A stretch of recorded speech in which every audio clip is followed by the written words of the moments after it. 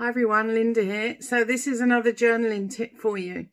So if you're doing a page and you want to actually write on a dark surface, I found these really good pens. You can get them in art shops and they're called Sakura.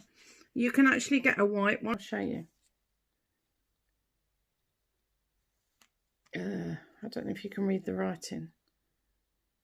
There you go. It's called a Jelly Roll. And it's a Sakura pen and it's white. Okay, so white works really well on dark colours for adding journaling. Yeah, so that's it. I don't write don't write directly onto your photographs, but writing onto a piece of card that you then put into your album is absolutely fine, and it gives you a different colour and it really makes it stand out. Catch you again soon. Bye.